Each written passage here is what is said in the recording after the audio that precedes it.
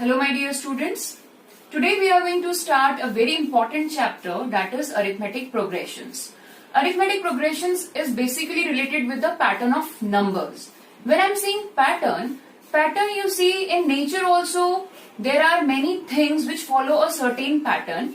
For example, if you see the grains on a corn cob, they are arranged in a pattern, or if you see the arrangement of petals in a flower, they are also following some patterns, and you will learn in higher classes that they are following a particular series that is known as Fibonacci series. I am not going into that detail. Now, in our day-to-day life also we can see such patterns. For example, if a person hires a cab, and let us take that how the cab charges the fare. For the first 3 kilometers, it charges rupees 25, and for the subsequent distance, the rate is rupees 5 per kilometer. So we'll see that how this fare is going to increase after certain distance. So for first 3 kilometers, the person will have to pay rupees 25, and after that, for the next kilometer, means for 4 kilometers, he'll have to pay 25 plus 5, 30. For the next one more kilometer, for the 5 kilometers, he'll have to pay rupees 35, and so on. We can find that the fare is going to increase like this. Fine. So we can see a pattern. These numbers are following here.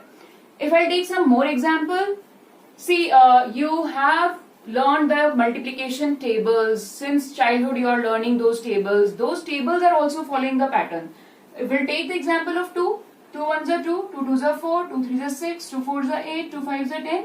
These numbers are also following the patterns. If we'll take even numbers, 2, 4, 6, again they are following some patterns. If we'll take the basic counting numbers, 1, 2, 3, 4, 5, these are also following the pattern. So actually what is the rule over here? These numbers are following. Here, if I'm adding 5, I'm getting the next term. Again, I'm adding 5, I'm getting 35. Similarly, here when I'm adding 2, I'm getting this term. When I'm adding 2 and 4, I'm getting 6. Similarly, this is the basic one. When we are adding 1 in the preceding term, we are getting the next term. So these are the examples which we see in day-to-day life, and we will go for some more examples.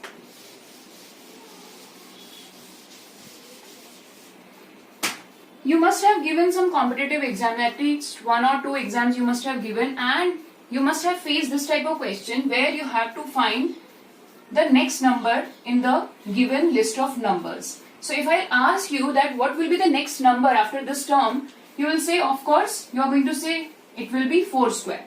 Or let us take one more example. If I am writing,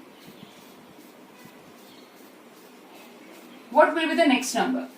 So again, you can easily guess out that the rule, the numbers these numbers are following is 2 into 3 is giving me 6, 6 into 3 is giving me 18, and similarly 18 into 3 is giving me 54, and the next term you can find easily by multiplying 54 by 3. Or we'll see if I'm writing 100, 70, 40, 10. Now what will be the next term? Again, you are seeing that I'm subtracting 30 from 100, I'm getting 70. When I'm subtracting 30 from 70, I'm getting 40. So in the same way, when I'll subtract 30 from 40, I'm getting 10. When I'll subtract 30 from 10, I'm going to get minus 20. This is also the example of pattern the numbers are following. One more example I would like to take. 3, 6, 9, 12, 15, and yet you can easily find the next term, that it will be 18. So in these examples, you must have observed that these numbers are following a certain pattern. For example, in the first list, we can see that we are getting the succeeding term by squaring the consecutive terms. In this one, we are getting the next term by multiplying the number, the previous term, by 3. In this one, we are getting the succeeding terms by subtracting 30 from the preceding terms. and in this one we are getting the succeeding term by adding 3 in the preceding terms. So here we have seen the patterns which the numbers are following. So in this chapter we are going to discuss only those patterns where we are getting the succeeding terms by adding a fixed number to the preceding terms. And also we are going to study how to find the nth term of that kind of patterns, and also how to find the sum of n terms in these kind of patterns. Once again, we will just go through the examples quickly. I have taken some list of numbers, and one very important point I would like to mention over here, that each number in the list is known as term. Fine. So in the first list, 25 is the first term, 30 is the second term, 35 is the third term, and so on. We can place the terms. Now, these 3 examples we have already discussed. Again, I would like to discuss this example, that in this we are adding minus 30 and we are getting the successive term here. Again, we are adding minus 30, we are getting 40. We are adding minus 30 to 40, we are getting 10. So here the common number which we are adding is minus 30. In fourth example, we are adding 2 to minus 4, we are getting minus 2. We are adding plus 2 to minus 2, we are getting 0. Again, yes, plus 2, we are getting 2, and so on. In the fifth example, we are adding 0 to get the successive term. So, from these examples, we should understand that they are following a certain type of pattern in which we are getting the successive term by adding a fixed number to the preceding term. Such list of numbers is said to form an arithmetic progression, or shortly it is called as AP. Now we can define the arithmetic progression. An arithmetic progression is a list of number in which each term is obtained by adding a fixed number to the preceding term, except the first term. So, if you'll see this example, in this, that fixed number is 5. That is how we are getting the next term. So, this fixed number is known as common difference. This is called as common difference and is denoted by D. Fine. And remember that this common difference can be sometimes positive, negative, or 0 also, as we have seen in these examples, that here the common difference is plus 5, but in the third example we are having the common difference is minus 30, and in the fifth case we can see here that the common difference is 0. Fine. So we can see, we should remember that the common difference can be positive, negative, or 0 also. Now, you must have observed that in the first 2 examples I have written the list till here, till some term I have stopped, and in these 3 examples I have put these dashes. So it means that there are 2 types of arithmetic progression. One is finite arithmetic progression and the other is infinite arithmetic progression. When we are saying finite, it means there are finite terms in the arithmetic progression. It means that there is a last term in the given list of numbers. As in this case, the last term is 50 and in the second case, the last term is 24. But in these 3 examples, I have put the dots. It means these are the infinite list of numbers. This is the type of infinite arithmetic progression, and here will not have any last term. Fine. Now we'll see the general form of an arithmetic progression. So in an AP, the first term is denoted by A1, the second term is denoted by A2, A3, and so on. If I am talking about any nth term, it will be denoted by AN. Fine. And how do we get the common difference? Common difference is obtained by A2 minus A1 is equals to D. Again, if we'll subtract A3 and A2, we should get the same common difference. And if I am talking about the last 2 terms, it will be AN minus 1 is equals to D. So in general, if I want to write an AP, it will be of the form A1, A2, A3 up to AN, if I am talking about finite AP only. And this will again can be written as A2 is actually A1 plus D, A3 is actually A2 plus D, and AN will be, before AN there will be AN minus 1. So AN will be AN minus 1 plus D. This is how we are getting the last term AN, or nth term we can say. So this is the general form of an AP. From here only we can derive the formula to find the nth term of an AP. When I am saying nth term, the n is actually showing the position of the term. As here this 1 is showing the first term, 2 is showing the second term. So when I am saying nth term, it is showing the position of the term. Now we'll try to find out the formula to find the nth term of an AP. We can see here that we wrote A2 as A1 plus D. Fine. Similarly, if I want to write A3, we can write it in general form, A2 plus D. This is what we have learnt here. And we got the value of A2 as A1 plus D. From here we wrote it, and already D was there. So finally we found that A3 can be written as A1 plus 2D. If we'll try to work out for A4, we'll see A4 can be written as A3 plus D, and the value of A3 we got as A1 plus 2D. So A1 plus 2D plus D, A1 plus 3D. If I try to find some common pattern, we can see here that this 2 can be written as A1 plus, this is the term, 3 minus 1. How I am getting this 2? 3 minus 1 D. Similarly, for fourth term, this A4 also, how we are getting this 3D? A1 plus 4 minus 1 D. And following the same pattern, we can write this same formula to get the nth term also.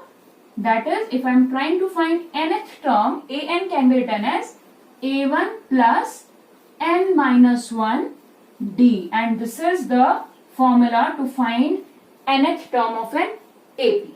So from here we have learned how to find the formula, how to find the nth term of an AP, and also to form an AP we should always have the first term of the AP and the common difference.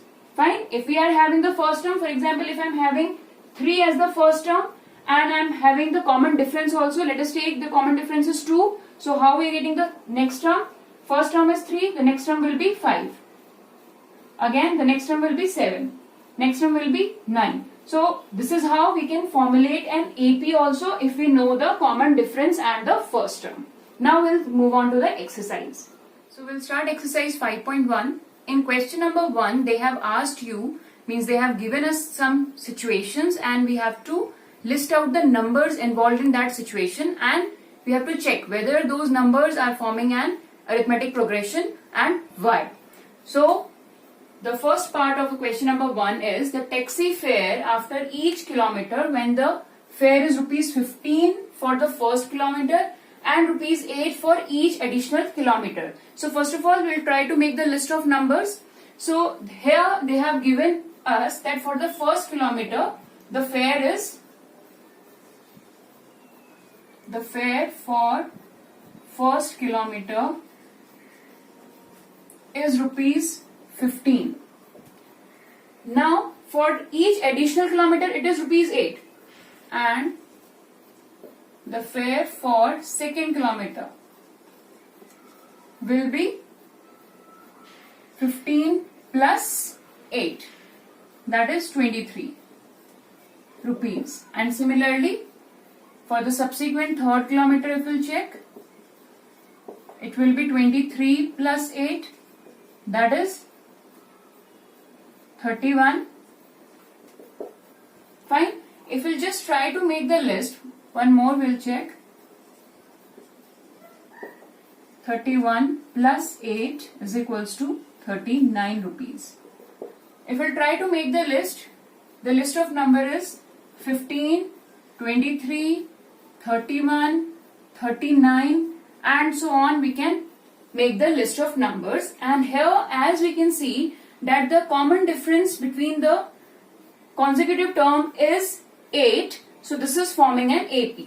Now we'll just see that this is A1, A2, A3, A4. And if this list of numbers should be an AP, the common difference should be same. So how do we find common difference? A2 minus A1, 23 minus 15 is equals to 8. Similarly, if we'll do A3 minus A2, again 31 minus 23 is giving us 8. And similarly, you will check for A4 minus A3, that is also 8. So, since A2 minus A1 is equals to A3 minus A2 is equals to 8, therefore we can say that the list of numbers is forming an AP. Now second part, here we have to again form the list of numbers as per the given situation. The amount of air present in a cylinder when a vacuum pump removes 1/4 of the air remaining in the cylinder at a time. So we'll have to assume in the first step that the cylinder is containing, let us take that V volume of air it is containing.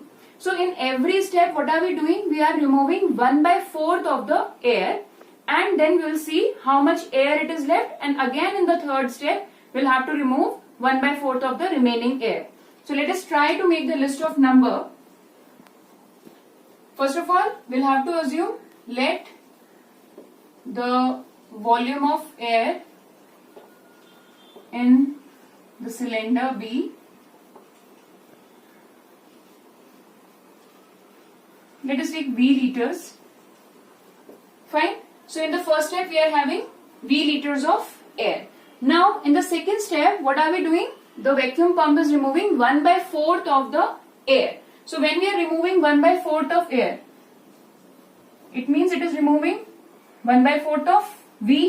So we are left with, we'll take the LCM, we are left with 3/4 of air in the next step. Now we are having 3/4 of air. So after removing 1/4 V of air,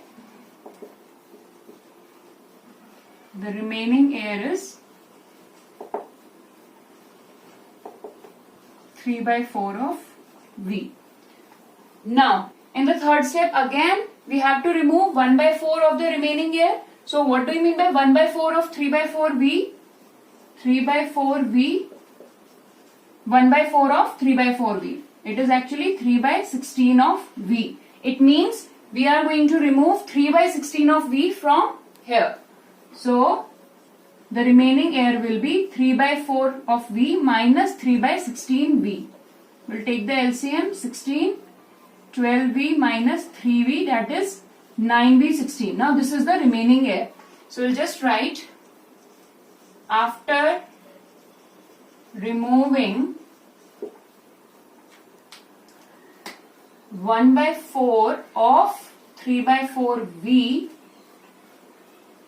of air, the remaining air is 9V upon 16. So again the third term we have got as 9V upon 16. So this is the list of numbers we are getting. Now we'll see whether this list of number is an AP or not. To find that, we'll just take the list. This is our A1, A2, A3. So how do we check? We check it by finding the common difference. It should be same. So we'll try to find A2 minus A1, that is 3/4 V minus V. This is giving us 4, 3V minus 4V, that is minus V upon 4.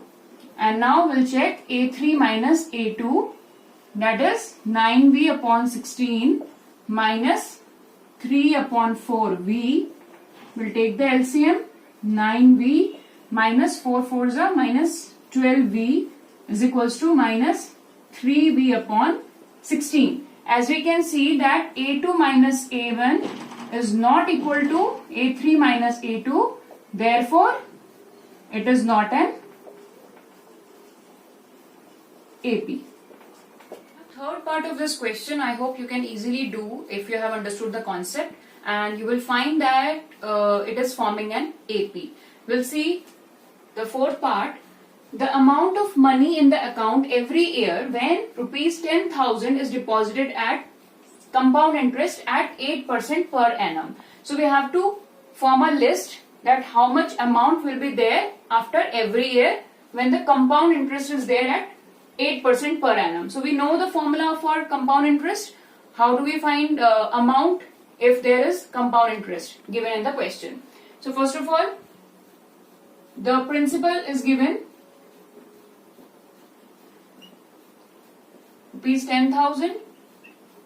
Rate percent is given 8%, and we have to check for every year. So time is 1 year. So what will be the amount? We know the formula. We'll write amount for first year, or amount at the end of 1 year. The formula is A is equals to P 1 plus R upon 100 whole raised to the power N, that is T. So we'll just try to find out the value. 10,000, 1 plus R, 8 upon 100 and whole raised to the power 1. This we can cancel. 4 2s are 4 25s are. We will solve it. You will get it 27 upon 25, and yes, so this is giving us 10,800 rupees. So at the end of 1 year, he is going to get amount 10,800. Now, we'll find amount at the end of second year. Fine. So we'll take P, the same formula we are going to apply. Now, one important point I would like to mention over here, since it is given that it is a compound interest, so for the second year when we have to find the amount, this amount for the first year will be taken as the principal for the second year. So, we'll just write principal for the second year will be 10,800. Rate remains the same, that is 8%, and time will also, since we are taking for 1 year, so we'll take 1 year only as a time. Now, we'll just apply the formula. We'll substitute the value. 1 plus R, that is 8 upon 100 whole raised to the power 1. So, after calculation, again, you will get 4, that is 27 upon 25. So, finally, after calculation, you will get the values as 11,664. Now, if I try to make the list of these numbers, we'll find that 10,000 for the first year, this is the principal amount. For the at the end of 1 year, he is getting 10,800 rupees. Then at the end of second year, he is getting 11,664 rupees, and so on we can find. Now, we'll just take 3 terms and we'll try to see whether the common difference is same or not. So this is A1, A2, A3, A2 minus A1. You can see that it is giving us 800 rupees. A3 minus A2, this is giving us 864 rupees. As we can see that since A2 minus A1 is not equal to A3 minus A2, therefore the list of numbers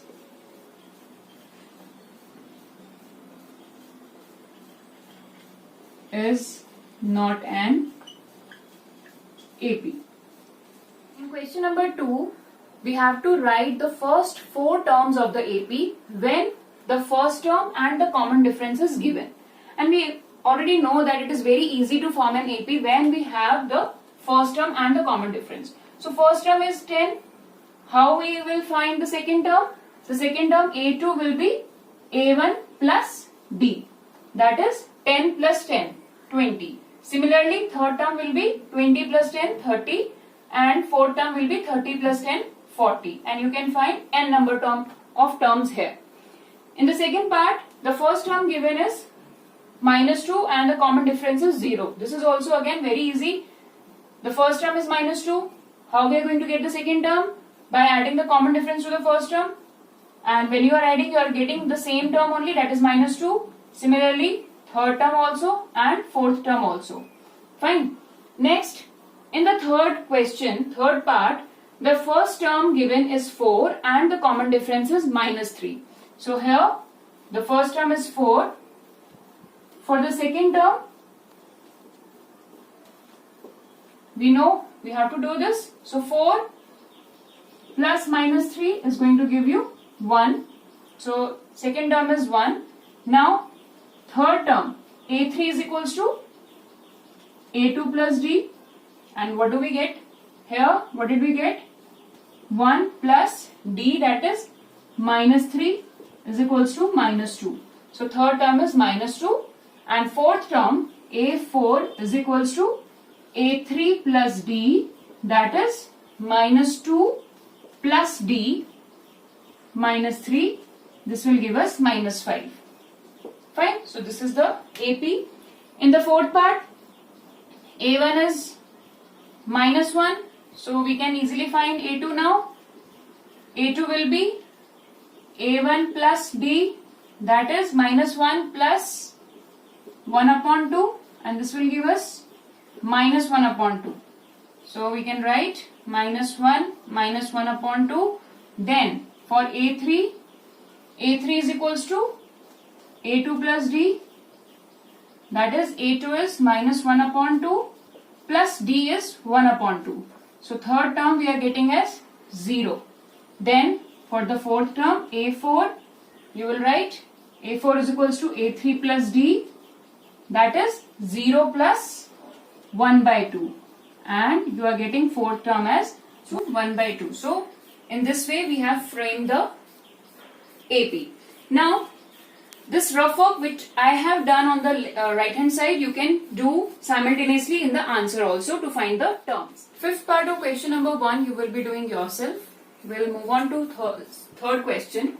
For the following APs, write the first term and the common difference. Now this is very easy question. You can do easily all the parts. I'm just doing one of the parts. Third part, here the AP is given 1 by 3, 5 by 3, 9 by 3, 13 by 3. So the first term is A1 is 1 by 3. How to find the common difference? We know common difference we denote by D. So we'll find it by A2 minus A1. That is 5 by 3 minus 1 by 3. 5 minus 1, 4 by 3. And if you want to check whether I have done it correctly or not, you can check. You can find D from these two terms also and you will get the same answer. So this is how you have to find the first term and the common difference. Now question number 4. In this question we have to check which of the following are the APs, and if they form an AP, we have to find D and we have to write 3 more terms. So I hope that you have understood the concept of AP, how to frame the AP, how to check whether it is an AP or not. You have understood it very well. So you can do all the questions, I know, but I am doing some of the parts and then that will help you to do other parts also. So I have taken third part directly. Third part is minus 1.2, minus 3.2, minus 5.2, minus 7.2. First we have to check whether it is an AP or not. So how we are going to check? See, this is A1, A2, A3, A4. So to check whether it is an AP or not, we should go for the common difference. So we'll find common difference A2 minus A1, 3.2 minus 1.2, that is plus 1.2, this is giving us minus 2. Fine. So here A2 minus A1 is equals to minus 2. Again A3 minus A2 will check, minus 5.2 minus of minus 3.2. So again this is giving us minus 2.0. And for the next terms also, whatever is given we'll have to check for every term. So A4 minus A3 again we'll have to check, minus 7.2 minus 5.2, and again you will see that you are getting the same difference. So it means A2 minus A1 is equals to A3 minus A2 is equals to A4 minus A3. It means this forms an AP. Now, after checking that it is forming an AP, what do we have to do? We have to find D. So D is already we have found. That is A2 minus A1, A3 minus A2. That was common difference only. And now we have to write 3 more terms. So we'll take 3 more terms as A5, A6 and A7. And we know that to find the next term, we have to add the common difference to the preceding term. So to find A5, what we'll have to do? A4 plus D. And A4 is minus 7.2 plus D is minus 2. That is minus 9.2. So this is A5. Now for A6, actually you can easily find these terms by applying the formula also that we are going to learn in the next exercise. So when you have learned that formula, you can easily apply that formula also. So A6, A5 plus D, that is minus 9.2 plus D. So this is going to give us 11.2. So this is the 6th term. Next for A7, again A6 plus D, minus 11.2 plus D minus 13.2. So the terms are minus 9.2, minus 11.2 and minus 13.2. So this is how we have formed the AP also. Next I have taken 5th part. The terms are like 3 plus root 2, 3 plus 2 root 2, 3 plus 3 root 2. So again we have to check whether they are forming the AP or not. This is A1, A2, A3, A4. So first we'll find the common difference A2 minus A1, 3 plus root 2 minus A1, that is 3. So we are getting root 2. A2 minus A1. A3 minus A2 is 3 plus 2 root 2 minus A2. That is 3 plus root 2. 3 plus 2 root 2 minus 3 minus root 2. Now how we solve root 2? How we'll solve these kind of terms? You know, this also works like algebra only, that we have to solve the like terms only. So 2 root 2 minus 1 root 2 will give us root 2. Again we'll check A4 minus A3. A4 is 3 plus 3 root 2 minus A3. A3 is 3 plus 2 root 2. 3 plus 3 root 2 will open the bracket. This will change the sign. And again we are getting 3 root 2 minus 2 root 2 will give us root 2. So we are seeing that A2 minus A1 is equals to A3 minus A2 is equals to A4 minus A3. Therefore, since this is equal, so therefore this forms an AP. At times when you are not getting this equal, you will say that this is not forming an AP and you will stop there only. But here in this case we are getting that this is forming an AP, so we'll have to find D again and we'll have to find 3 more terms. So D we have already found that D is root 2. Fine. Till A4 it is given, so we have to find A5 as we did in the previous question. To find A5 it means we have to do A4 plus D. We have to add the common difference to the previous term.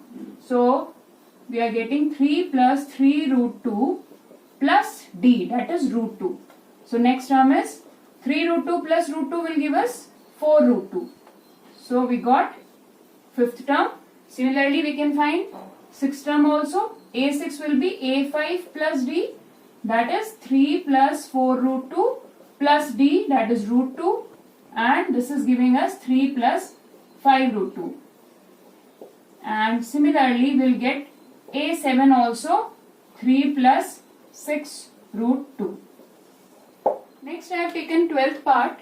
here the terms are in square root, root 2, root 8, root 18, root 32. So we'll just rewrite the terms because we can see that these can be further simplified. So I'm writing root 8 can be written as 2 root 2. You can just find its square root and you will find that it can be simplified in this form. Again, root 18 can be written as 3 root 2. If you just want to see, I'll rewrite it here, that this is 3 into 3 into 2, and since 3 is making the pair, we'll bring the 3 out, and root 18 can be written as 3 root 2. Similarly, root 32 can be written as 4 root 2. Now, we have to check whether they are forming the APs or not. AP or not. So, this is A1, A2, A3, A4. So, to check whether they are forming AP or not, we'll have to find common difference A2 minus A1, 2 root 2 minus root 2. 2 root 2 minus root 2 will give you root 2 only. Then A3 minus A2, that is 3 root 2 minus 2 root 2. Again, you are seeing that it is root 2 only. Then A4 minus A3, that is 4 root 2 minus 3 root 2. Again, this is root 2 only. So, since A2 minus A1 is equals to A3 minus A2 is equals to A4 minus A3 is equal. So, therefore, this forms an AP. And now, you know how to find the other terms, next terms. How we are going to find it? We have to find A5, A6 and A7. To find A5, we need to add the common difference to the previous term, that is A4. So A4 plus D, that is 4 root 2 plus D is root 2. So 4 root 2 plus 1 root 2 will give you 5 root 2. So A5 is 5 root 2. Similarly A6 will be A5 plus D, that is 5 root 2 plus root 2, that is 6 root 2, A6, and similarly you will find that A7 is 7 root 2, and this is how we have found the AP. 14th part, the terms are 1 square, 3 square, 5 square, 7 square. So first of all, to check whether they are forming the AP or not, we'll just rewrite the terms. This is 1, this is 9, 25, 49. Actually, we can easily see that this is not forming an AP, but how we are going to prove it? This is A1, A2, A3, A4. So, first we have to find the common difference. To find it, A2 minus A1 we have done, 9 minus 1, that is 8. Then A3 minus A2, 25 minus 9, this will give us 16. We can easily see that since A2 minus A1 is not equal to A3 minus A2, therefore this is not an AP. So we don't have to do anything after this. We can simply write this. Now with this question we have finished this exercise. I have left some questions for you so that you can practice them. So please complete your work till here. Thank you.